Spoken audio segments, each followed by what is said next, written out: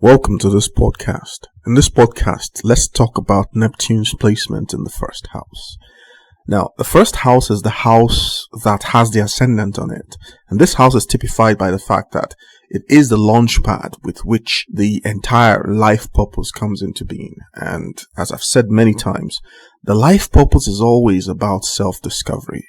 And the reason why you have 12 different houses is because the only way to actually acquire the information that is necessary for self-discovery is to acquire it within various theaters of experience. Now, remember, there's only one acquirer, meaning there's only one person that is having the experience. But the experience itself is put through 12 different areas or 12 different theaters of experience. Alright? And the first house is concerned with the experience of birth.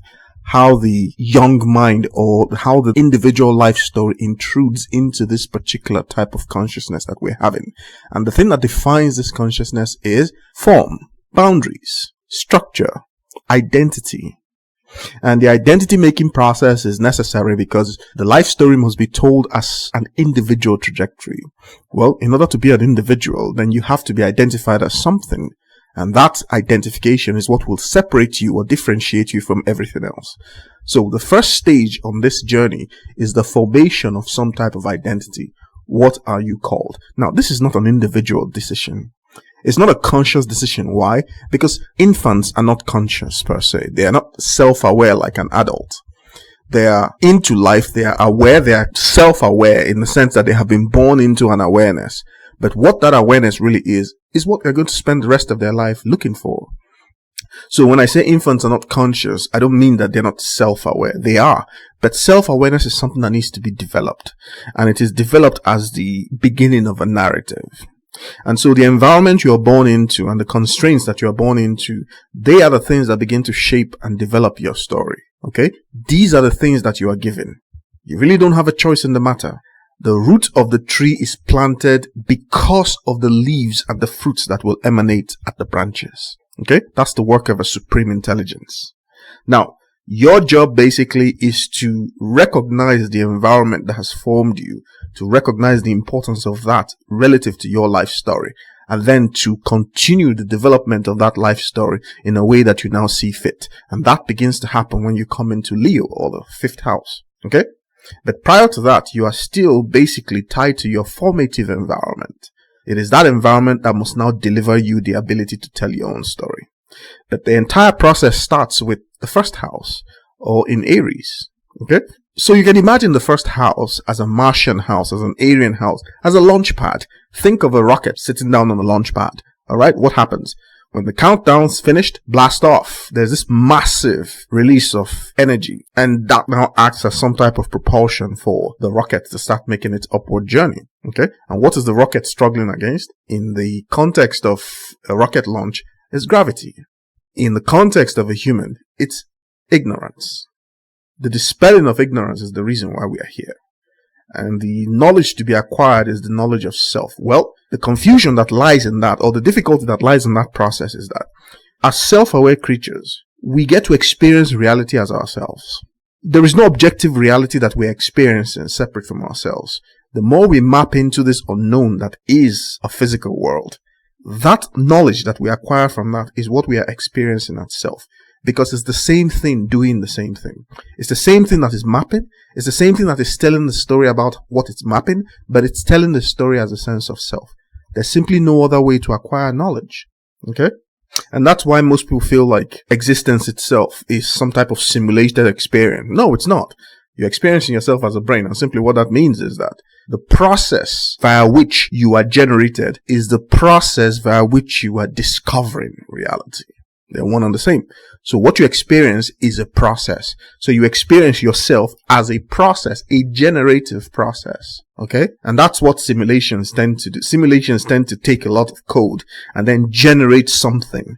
That similarity in the generative capacity, that's why people are so convinced that they are experiencing a simulation. They're not. You're experiencing a generated sense of self. And it is being generated by a hardware in between your ears. Okay? And the way that hardware is designed, the way that it behaves, that's what you call your sense of self, because it is that hardware itself that is mapped into the physics of the universe. Okay? It's not separate from it. And I talk a lot about that in my podcast called The One Story. But that journey needs to start from somewhere. So when a child is born, it doesn't know anything. And yet, like I've said many times, the child itself is embodiment of the highest possible thing that can be known, because that is the physics of what humanity is. So ultimately, if you have the most sophisticated organism that can be created, but it doesn't know itself, so it is clear that the only task available to that creature as it evolves is to come to realize what it is, since what it is represents the highest knowledge that it can acquire. And so that's what it is. So the ultimate test is for the creature to be able to look into the mirror or into any type of reflection and to understand in absolute detail and absolute certainty what it is looking at. Okay? That represents the pinnacle of knowledge. It's a pinnacle of knowledge above everything else, above chemistry, physics, math, biology, whatever you want to think of. Because all of that, they're not separate. They're a unity that exists, and the unity, the representation of that is what you're looking at. Okay? I have many podcasts that go into this. So the first house is how that story begins. It's the condition you're born into. It's the ascendant. It is the context that will now form the container for which the core of your story will now be told. What you are looking for, the potentials that you have been born with, the motives that will drive the nature of your existence, they are all encoded in the first house. Okay? So when you have Neptune in the first house, well, that's like an oxymoron. It feels like an irony, but it's not. Okay? It's an oxymoron in the sense that Neptune represents the very opposite of what the first house is talking about. Neptune is basically a negation of that platform. Because the platform by its very nature, the platform upon which the story of human self-experience is being told, that platform by its very nature is unitary. Okay? It's a singular thing. The singularity is necessary for the formation of a separate type of identity. Because the entire point is that as a self-aware being, as a being that is experiencing itself as a generated sense of self, the idea is that that sense of self has the capacity or the ability to look at itself, self-observation, okay, and tell itself different stories, if possible, compared to what it is looking at, the latitude and the freedom to be able to do that. This is the entire point. Not because there are a multiple of stories in order to, find out about what it's looking at. There's only one story, but it enjoys the latitude because it must discover what it is. Discovering what it is the empowerment that the human being really has access to. And all of these are carried by narratives. And knowing what a human being is, knowing what to see when you look at a person, that is the pinnacle of everything. Okay? It's the end of all knowledge, because what else, from a human being comes physics, math, chemistry, all, biology, engineering, whatever it is that you can imagine. It's all coming from the one story. So once you have an idea, once you understand what the one story really is, in certainty, then everything else falls in line.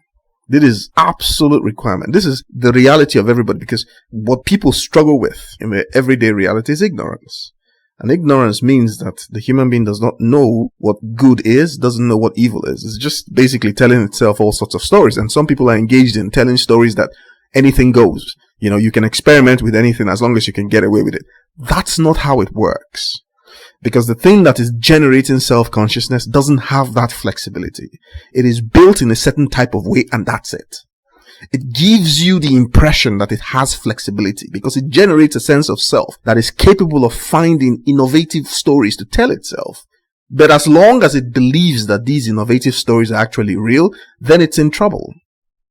The innovation is just latitude that a self that experiences agency must have in order to convince itself of its agency, because that is the requirement for being a kind of separate intelligence. But this agency is not real, because your brain is built according to certain specifications that you cannot change. If you change them, well, you're not going to be human anymore. And that's a very critical thing to realize, especially in the field of artificial intelligence, etc. Most people don't realize that, okay? Now, Neptune is basically the opposite of all of this. Neptune wants diffusion. It's so far away from the sun that it's nebulous. And the idea of that distance from the sun is that at that level, the human being begins to realize that life is about coming to an end. You're about to leave the central domination of the sense of self that is the sun. the focal point of awareness. You're about to leave that. You're about to leave the solar system. You are now going into a realm that is largely unknown. It largely doesn't have any boundaries, because once you leave the solar system, you realize the infinitude of it all in every direction. Okay? And there's a scariness about that. There's something scary about all of that, which is why you have Pluto that comes next. But prior to that, Neptune is basically this awareness of this infinitude. And it comes when people have already, settled the matter regarding their self-value, self-worth, ambition, what they're here to do and all that. Okay? So it's not comfortable when this type of energy finds itself very early in the first house. The individual struggles to know what it is and to know what to do with it. First of all, you have to realize that it's there in the first place. And the only way to know that is that your sense of self, that first house that contains the potential carried by this Neptune, that's where you struggle. Because every time you try to narrow down the individuality, every time you try to narrow down the boundaries, every time you try to create this launch pad for the takeoff of your rocket, well, nothing happens. It always leads to some type of loss. It always leads to more confusion. And what the individual is struggling with is the centrality of individuality in the takeoff of this narrative. That's where the problem is. Why? Because Neptune is a multiplicity. By its very nature, it's an infinite multiplicity. It doesn't like singularity. So its idea is to take everything that is singular and diffuse it into as many trajectories as possible. And so it is a proliferation of potential pathways. So every time the individual is trying to construct a sense of identity that leads to the materialization of reality as a journey, which happens in the second house or in Taurus, the result is a negation. It's loss. Okay? And so the individual, knowing very well that there is a singularity necessary to the launch of self-awareness, they begin to try to compensate.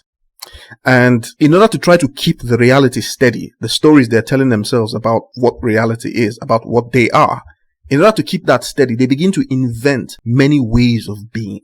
Because what they see as their reality is a proliferation of different possible pathways that can be.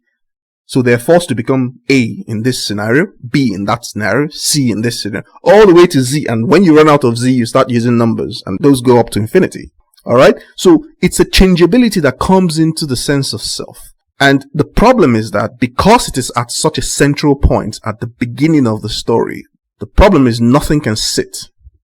When the individual tries to sit a sense of self, especially their convictions in the fourth house, they find it very difficult. Why? Because there's no steadiness there. There's no foundation possible. And so the individual begins to struggle. And so what happens is that uncharacteristically or unintentionally, they begin to create multiple identities. They don't want to, but that's the only way they can manage the entire thing until confusion overwhelms them. And then they begin to get a reputation for not being straightforward. But that's not how it is, really. What is happening is that this person has something that should really be at the end. They have it right there in the very beginning. Especially if Neptune is conjunct the ascendant. This creates a tremendous amount of pressure on that ascendant.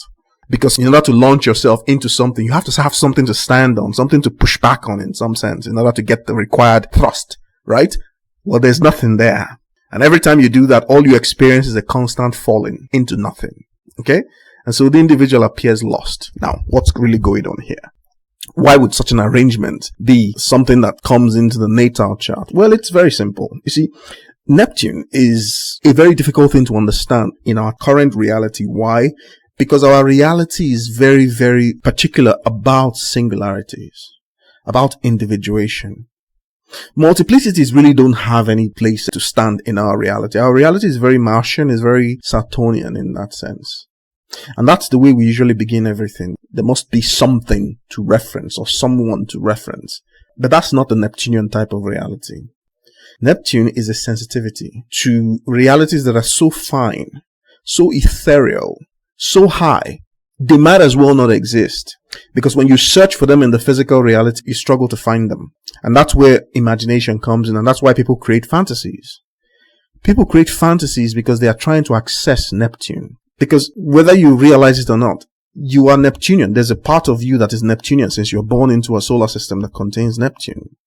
The problem is when you try to grab it, there's nothing there. And so it's something that you can perceive through the corner of your eye, always. But when you stare at it, there's nothing there. And that tells us that the Neptunian faculties are not something that we can grab. There's something that we must let go in order to be able to see and perceive. The letting go process is not natural to the first house. The first house is where you've just been born. And when you are born, you want to connect to material reality as evidence that you are alive. Neptune in the first house can suggest difficulties with this, especially if it's conjunct the ascendant. The child may have struggled to come into this reality. There may have been complications during birth, and the complications revolve around the fact that when the child was born, there was no signal. It was like the child was a stillbirth. But they're not, obviously, since they're alive today. And so they may have been put through some type of resuscitation, okay, in the very early stages. And that leaves an imprint in the mind, okay, which the person now carries as a need to secure the self. And so this Neptune is seen as something antagonistic. Meanwhile, what it's doing there in the psyche is to elevate the sense of self so high that it struggles to look for material things to connect to. And as a result of that, it defaults towards the most fantastic stories possible. Because that sense of beauty that is indicated by Neptune is something that sits right there at the very beginning of the person's narrative. And that's what the person is really looking for. Now, as a result of that, they are open, unconsciously, of course, because it's the first house. The person is still very primitive in that sense. So they're open to this without realizing that they're open to it. And this is what allows different types of realities to come into their worldview. I mean, the number of realities these people actually encounter, they end up being people who are very good actresses and actors, even without training for it. It's just the way that they perceive reality. They have the ability to tell so many stories over and over. It's like they can invent any type of narrative on the spot. All right? Now, the problem is when these narratives are probed for actual reality, they fall apart. And that's why they usually come as illusions or confusions in the nature of self. And people tend to think of them in some way as not being reliable. But that's not what I found out. The problem is that the person is like in a different universe in some sense. Because in this universe, everyone's constantly going for the core of physicality. Well, these are people who are not born to that. They're not born into that type of reality. Their job is the opposite in some sense. Because what they're really looking for is an attraction towards the most beautiful narratives, the most lofty, the most, things that are so lofty, they're like spiritual. They belong to the realms of angels and demons in some sense. All right. And that's what sits right there at the very beginning of their narrative. Now, why? Why do you have this construction? It's because there is a further narrative in the natal chart wherein which that beautification, that elevation is looking for that thing that they have somewhere else in the natal chart. So that Neptune in the first house is a sensitivity towards the nature of what? The construction of self-awareness. A sensitivity towards how this launch pad is built, not just in themselves, but in everybody. And that's why they get to experience what it feels like to be many different people. In fact, one of the best therapists you can imagine, people who have significant potential for therapy, for healing other people, they have Neptune in the first house. Because they can clearly imagine what it is like to be other people. They can put themselves in other people. The problem always comes when they put themselves in too many people. After a while, they lose track of the plot. Who exactly are they? Since they can be any of these people. And that's what they struggle with. That's where the struggle really comes in. So they tend to look for mates. Because now you have to project the first house into the seventh house as a way of compensation. They tend to look for mates that don't possess this quality. Because somewhere within them, they are fighting that thing about themselves because they believe it's not good. Why? Because it hasn't made them successful. It makes them prone to fantasy, makes them prone to illusions, makes them prone to deception. Okay? Because since they're looking for the fineness of these stories and the fineness of these narratives, if you tell them you're a fairy, they'll believe you. Because in their reality, such things are possible. But in the Saturnian world that we live in, this is just another entry into what? Delusion. Deception.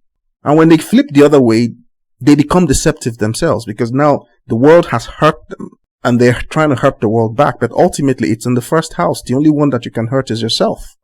What is required of them is to understand what is going on because people are built for many different things. These people have been built for something that is extraordinary. And until they find what that extraordinariness is, they drift. They drift all over the place. Okay? And it takes a while to get a handle on this because on the earth today, you don't really have many avenues where Neptune can be utilized or even recognized. You have the film industry, you have music, you have spirituality. All right? Where else? Because Neptune is imagined as these fantastic narratives. But where else? since we don't exactly live in a world where telekinesis or telepathy is actually a thing yet. Well, science. Neptune is the wonder of creation. It is the search for awe. It is the search for a truth that is higher than the mundane, higher than the unusual even. It is a search for oneness. And that oneness is something that must happen within the individual as their sense of self. They are, by virtue of Neptune in the first house, an aggregator of human experience. So whether they like it or not, they will draw everything to themselves because they need to form unity. And they will struggle to find that unity outside of them because they're struggling to find it within themselves. So when they look at the condition of the 12th house and wherever you have Pisces, you will see how this Neptune is building a sense of unity because it's doing something in your natal chart. Alright? And what it's doing is trying to build an individual that has a very sensitive aptitude towards a particular area. Why? Because your entire life story really is access to some type of knowledge. A knowledge of self-awareness. What that knowledge really wants is for you to be able to look in the mirror and know precisely what you're looking at. Exactly what you're looking at. No ambiguity. And that is a tremendous thing because that is the nature of enlightenment. And so Neptune in the first house is really looking for that enlightenment, a transcendence.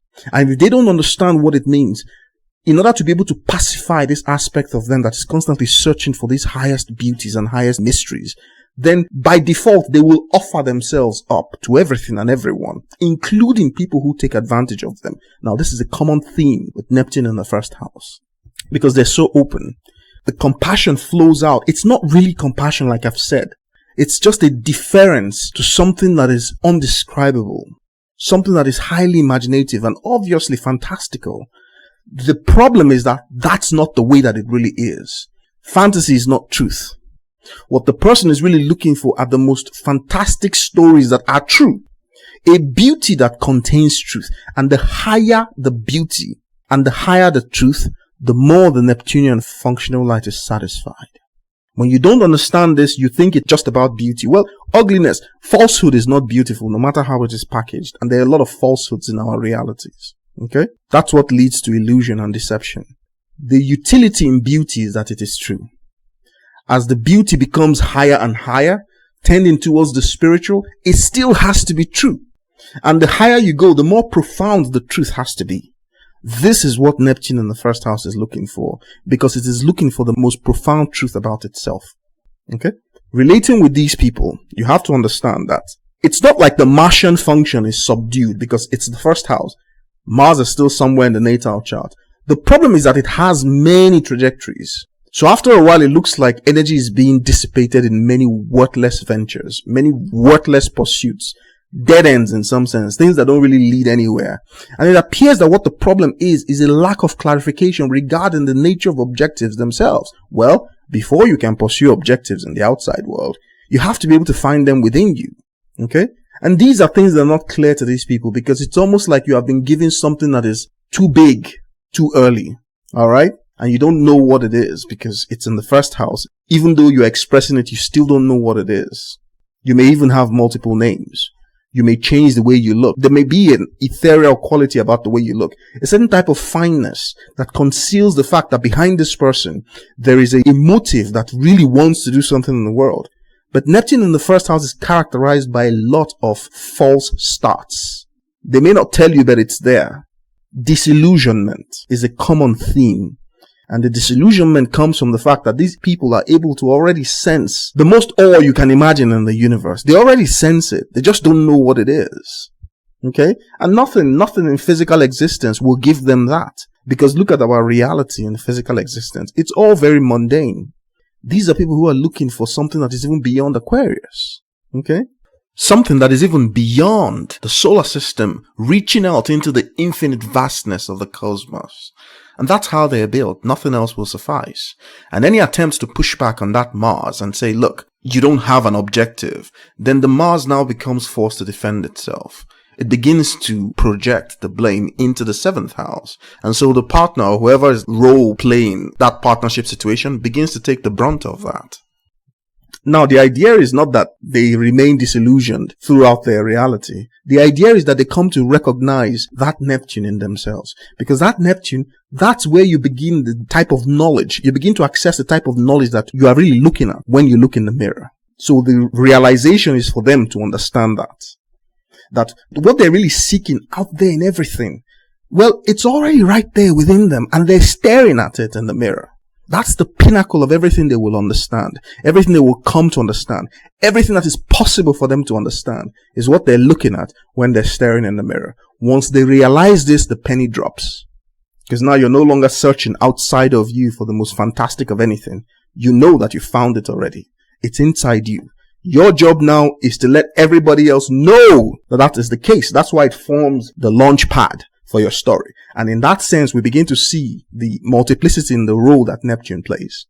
Neptune is either something, everything, or it is absolutely nothing. And perspective is very important, because when you think it's something and you chase it, when you arrive there, there's nothing there. So it leads to loss. But if you imagine that the point is not to focus on a thing, because where you find Neptune is where you have to negate yourself in some way. You're not focusing on that thing. You must focus on tangential things, and they will realize the Neptune tangentially. So you cannot chase your ambition, your Mars, directly with Neptune in the first house. You cannot chase objectives directly. You must chase them tangentially, because your sense of self will be realized as a result of those tangential pursuits. And those pursuits, they must contain the beauty that you're looking for, the beauty of Neptune. And so you must inculcate the search and the sensitivity of those beauties in everything that you pursue. If you don't, you already know that you're already caught in loss, deception. That's really what it is. Because you can't change who you are. And planets in the first house are so deliberate. There's really no change in them in that sense. So you just have to recognize that they're there. And then you need to accommodate them. And once you do so, you'll have a huge success. Okay? It will come gradually, but it will come in tiny little pieces here and there. Like, the putting together of a massive puzzle. Now, don't worry about the individual pieces, because you're not putting the puzzle together through your force of will.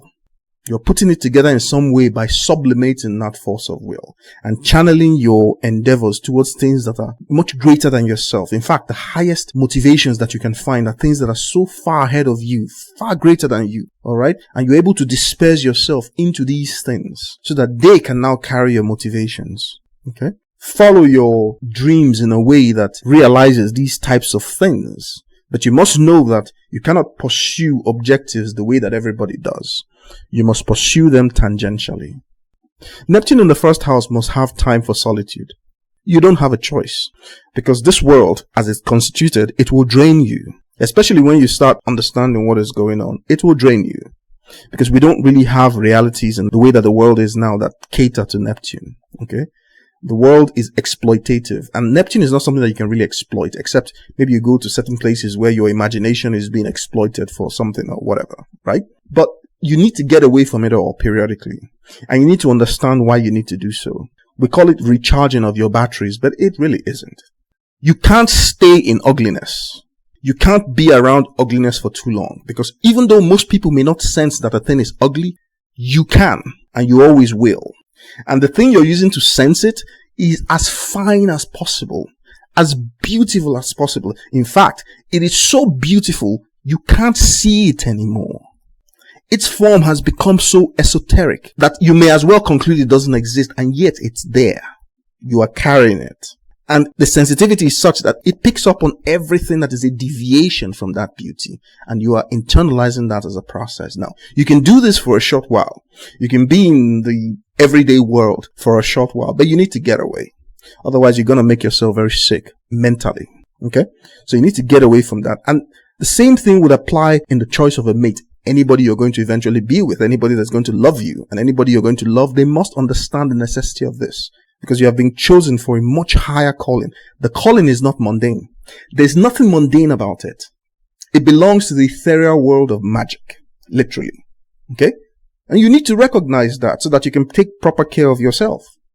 You can know the type of things that you demand of yourself. Because if you demand of yourself the way that everybody else demands of themselves, then you'll crash and burn. And you're the only one going to be held for your own successes or your own failures. So, you need to understand what that Neptune in the first house is, and you need to follow its requirements because they are your requirements. By some quirk of nature, Neptune in the first house runs into more than their fair share of other people in some sense. They're a magnet for this. Why? Because when they project their Neptune into the 7th house, they can be anybody that they want to be. If they find themselves in front of someone who's blue, they are blue. If they find themselves in front of someone who's red, they're red. That's how it goes. They are like a chameleon in that sense. They have the ability to morph into whatever their mood suddenly suggests. Well, that's what they become. And that's why it's very important for this person to become aware of what they are. They're like a sponge in some sense. Okay. And since this is the way in which they begin all their narratives, they tend to begin relationships with people when they're not fully self-aware. They tend to begin relationships with people that are based on deceit. It's not intentional. It's just they're carried in the moment, to become whatever it is the moment requires of them. And that carries forward. The problem is that doesn't have any reality, really. Okay? And when they're done hurting themselves in this process, then they change. It takes a while, but the change ultimately, what it has done is it has taught them how to be many things. And usually the ability to be many things is the aptitude that you need in order to be able to connect to a healing strategy that touches many, many people. Being able to put yourself in the hearts or the minds of many other people, that's a very healing aptitude. Okay? And that's what they're experimenting with, even though initially it begins to generate some negative results. Because nobody wants to be seen as inauthentic. But hey, kindergarten is kindergarten. When you get a handle on it, then you become better. Neptune in the first house is also notorious for being able to spot trends. And that's not surprising because Neptune is the antenna that is so sensitive, it connects the realities of everybody together. In a way that most people would swear that it doesn't exist, but it does. And the reason why people are like that is because that thing is so super fine. It's hyper fine. It's ethereal. It's like the ether in some sense. Alright? There's simply no physical test you can do to prove that it exists, and yet it does. They're tapped into that. That's the current that flows through everybody. And they can sense it if they know what it is that they're sensing. They can feel it. And so Neptune in the first house, they have an aptitude that can connect them, messaging wise that is, into the realities of everybody. So they're natural mass media strategists. They know how to manipulate everybody. Okay? Now, obviously, it needs to be carried forward into the reality of Saturn by other people. But they're very good at dreaming up potential scenarios and, helping to establish how these scenarios form trends. And these trends are global trends. In fact, the wider the geography, the more accurate their sense of awareness tends to be in that area. It's a natural aptitude that they all carry. So they all have a natural aptitude for mass media. Okay, but they must know what it is, because in mass media, for instance, you are not really chasing any direct person to inform. You are chasing everybody. And so the energy is distributed. And that's what satisfies the Neptune in the first house. Now, Neptune in the first house is also a strict warning about keeping the integrity of the self. You tell too many stories, you create too fertile a playground for identity, and you run into all sorts of trouble. Fraud, deception, all sorts of nightmarish scenarios begin to come in. All of them are typified by loss. Okay? Because there's a strictness in that area because of the placement of that Neptune. And if it is conjunct the ascendant, it's even worse. Okay? So you must be aware of this. When Neptune finds itself very early, it is always very difficult to handle at first. But ultimately what it is a superpower. Listen. The ability to tap into things that are unknown is a superpower in reality. Okay? Because it's almost like you can see and you can spot spirits. It's almost like you're plugged into the ether that flows across space and across time. It's not a normal thing for people to do, because if you don't know how to do it properly and you can feel it, you're going to be put in a psychiatric hospital because you lose grip on what reality is supposed to be. But if through your experiences in life, considering all the other things in the natal chart, you are able to get a grip on this, that is the basis of your success. Because however you think about that thing, that's what everyone is looking for. That's what everybody is secretly looking for. Everybody wants to know what is behind the veil. Alright? And Neptune in the first house means that question forms an essential part of your own self-identity.